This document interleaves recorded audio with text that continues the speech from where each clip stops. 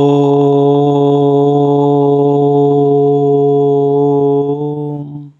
प्रणाम। सप्रेम जयजीव दिव्यात्मन। ये मनुष्य जे भगवान ईश्वर ब्रह्म बा ये आत्मा ही परम ब्रह्म परमात्मा ब्रह्म तत्व। यह साधारणतः आम्भे माने स्वीकार करिबारे पछघुंचा दऊ आज्ञा। कहीं आम्भे निजकू ब्रह्म ईश्वर भगवान बा चैतन्य सत्ता बोली स्वीकार करि पारुना। कारण आम्भमानंकर जो क्रियाकलाप बा बुद्धि ज्ञान सीमित बा संकुचित, तेणु ईश्वरंकर जो विराट स्वरूप कथा कह जाए शास्त्र मानकरे जे कि सी सारा ब्रह्मांड को सृष्टि करिछंती, सचराचर जगत को सृष्टि करिछंती, से सर्वज्ञ सर्व अंतर्यामी। तेबे मु किभली भावरे ब्रह्म हो पारिबी, ईश्वर हो पारिबी, सर्व घटेरे वास करुथिबा भगवान हो पारि, ब्रह्म हो पारिबी। तेणु यही भली भावरे आम्भमानकर मन मस्तिष्क रे गोटे द्वंद्व सदा सर्वदा चली थाए आज्ञा। आम्भे माने प्रायतः कौनसी सिद्धांत रे उपनीत हो पारंती नाही। यही मानसिक द्वंद्व रे आम्भमानकर आध्यात्मिक जीवन चली थाए। जन्मर जुई यही दुविधार आम थाऊ, यही दैत्य ज्ञान थाऊ जे कि मु जीव होते ही पारे, किंतु परम ब्रह्म परमात्मा भगवान ब्रह्म हो पारिबी नाही, कदा भी हो पारिबी नाही। एहाकू स्वप्न रे सुधा आमे स्वीकार करि पारु नाहंती। कहीं एभली बाधा सृष्टि हुए, कहीं जीव निजकू ब्रह्मंक स्वरूप भावे स्वीकार करि पारे नाही।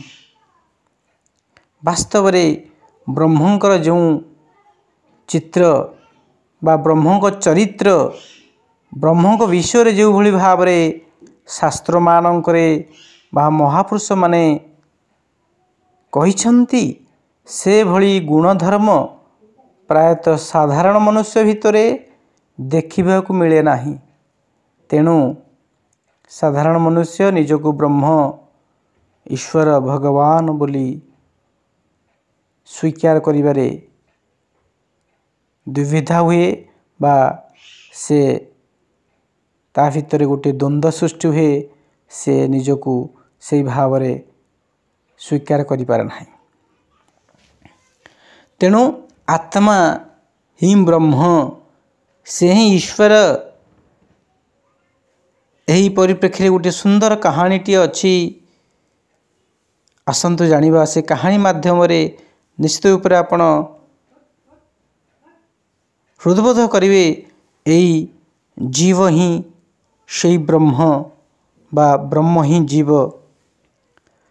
कहानी यहीपरि जड़े वितराग महापुरुष बा आत्मज्ञानी महापुरुष सिद्ध जोगी गंगा नदी कूलरे आत्मज्ञान उपदेश देउथिले। से कहूथिले ब्रह्म सत्य, जगत मिथ्या, जीव ब्रह्म ठारू अलगा नुहे। से महापुरुषंकर से सिद्ध साधकंकर यही उपदेश शुणी सेठारे जड़े दैत्यवादी पंडित, देह ज्ञान बा भेद ज्ञान रखुथिबा पंडित प्रश्न कले, महाराज यह किपरि संभव हेबो? जीव ही ब्रह्म ना, यह असंभव। जीव ब्रह्म ठारू केबे अलगा ही हेबो, केबे एकत्र ही परिबो नाही। जीव ही ब्रह्म, यह असंभव। कारण ब्रह्म सर्वज्ञ जीव अल्पज्ञ। ब्रह्म सर्वत्र विराजित जीव सीमित बा परिधि विशिष्ट गोटे सीमा आबद्ध।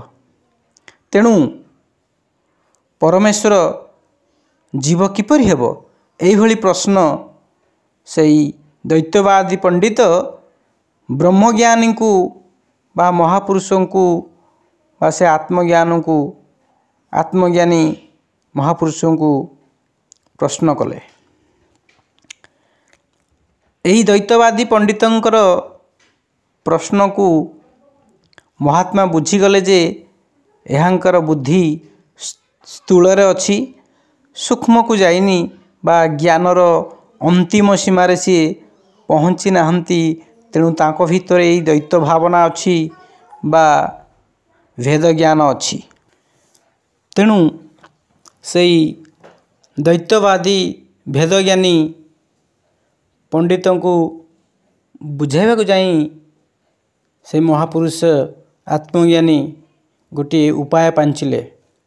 से हठात किना कहले, पंडित जी गरम रे मोर तंटी सुखी जाउछि, यही कमंडलू रे टिके पानी आनी मते आग पीवा को दियो, तापरे मु तुमर प्रश्नर उत्तर देवी। पंडित जी कमंडलू रे गंगा जल भर्ती करी आनी महात्मांकर चरण तले रखिदेले एवं कहिले, महाराज एई नियंतु कमंडलू रे गंगा जल भर्ती करी मु नहीं आसीछि, जहाँ को पान करी आपण निजर तृष्णा मेंटांतु। यापरे आपणकर महात्मा सही कमंडलटी उठाई तन्न तन्न करी कि अति आग्रह सहकार देखिले। कमंडल भितरे बारंबार देखिले एवं कहिले, यह तो गंगा जल नुहे, एथिरे ना कूल देखा जाउछि, ना स्रोत अच्छी, ना कौनसी बड़ बड़ माछ देखा जाउछंती। ये किभଳି भावरे गंगा जल आपण आनिछंती। पंडित महाशय हसी हसी कहिले, हे भोलानाथ, हे महात्मा, कमंडल थिबा जलरे तार कूल किनारा सिना देखा जाउनी, गंगार तरंग नहीं, वृक्ष माछ इत्यादि देखा जाउनथि सत, किंतु यह गंगा जल, कारण मु निजे यह को गंगा नदी ही आनिछि। यापरे महात्मा उत्तर देले, से आत्मज्ञानी उत्तर देले, पंडित जी एथर मु आपण को बुझाई देउछि, जेभଳି गंगा जल एवं यही कमंडल थिबा जल भितर कौनसी पार्थक्य नहीं, दुहे एक, केवल आकार प्रकार फरक रही। से भली भाव रे ब्रह्मांडर अधिष्ठाता जो ईश्वर चैतन्य, सेही मध्य पिंडरे बसिथिबा जीव चैतन्य अटंती। दुहिंकर स्वरूप रे कौनसी प्रकार भेद नहीं। तेणु एठी दुई कहिबा भूल हो जीव, से गोटिए सत्ता, केवल ज्ञानर तारतम्य रे बा अज्ञान वशवर्ती होई आमे माने ताहाको दुई रूप रे देखुछंती।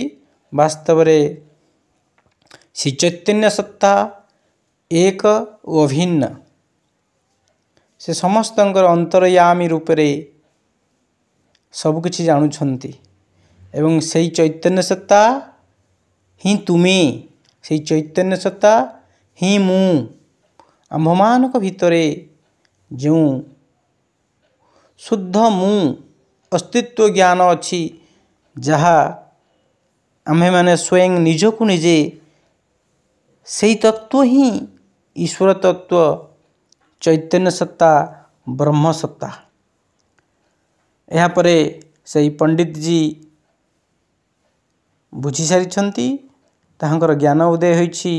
ନିଜ ଭିତରେ ଯେଉଁ ଭେଦ ଜ୍ଞାନ ଥିଲା ଯେ କି ବ୍ରହ୍ମ ଆତ୍ମା ଅଲଗା, ଈଶ୍ୱରଙ୍କ ଠାରୁ ମୁଁ ଅଲଗା, ଈଶ୍ୱର ସର୍ବଜ୍ଞ, ମୁଁ ଅଳ୍ପଜ୍ଞ, କଦାପି ମୁଁ ତାଙ୍କ ସହିତ ସମାନ ନୁହେଁ, ଏଇଭଳି ଯେତେ ପ୍ରକାରର ଭେଦାଭେଦ ଜ୍ଞାନ ଥିଲା ସେଇ ଆତ୍ମଜ୍ଞାନୀ ମହାପୁରୁଷଙ୍କର ବାଣୀରେ ସେଇ ଦ୍ୱୈତବାଦୀ ଭେଦଜ୍ଞାନୀ ପଣ୍ଡିତଙ୍କର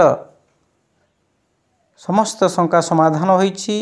ସେ ବୁଝିପାରିଛନ୍ତି ଯେ ଯେଉଁ ଈଶ୍ୱର ବ୍ରହ୍ମକୁ ସେ ଖୋଜିଛନ୍ତି ବେଦ ବେଦାନ୍ତରେ ବା ଶାସ୍ତ୍ରମାନଙ୍କରେ କର୍ମକାଣ୍ଡରେ, ସିଏ କଦାପି ନିଜର ସ୍ୱରୂପ ବ୍ୟତୀତ ଭିନ୍ନ ନୁହନ୍ତି।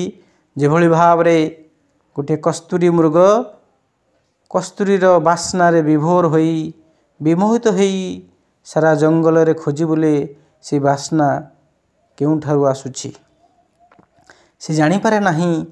ସେହି ବାସ୍ନାର ଉତ୍ସ ସେ ନିଜକୁ ନିଜେ ନିଜ ନାଭିରୁ ସେହି ବାସ୍ନା ସୃଷ୍ଟି ହେଉଛି।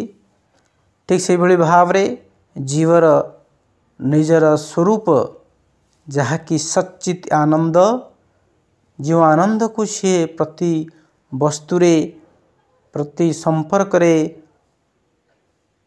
ପ୍ରତି ଭାବନାରେ ଖୋଜି ବୁଲେ, ଆଶା କରେ କିଭଳି ଭାବରେ କାହାକୁ ସେ ଧରି ସାଉଁଟି କରାୟତ୍ତ କରି ସେ ଆନନ୍ଦ କତିରେ ପହଞ୍ଚି ପାରିବ, ସେ ଆନନ୍ଦର ଉପଭୋଗ କରିପାରିବ, ଯାହା ପାଇଁ ସାରା ଜୀବନ ଜନ୍ମରୁ ଜୁଇ ଏହି ଜୀବ ଧାଁ ଧଉଡ଼ କରେ, ଏହି ଇନ୍ଦ୍ରିୟ ବିଷୟ ବାସନାରେ ସଦାସର୍ବଦା ବ୍ୟସ୍ତ ରହିଥାଏ।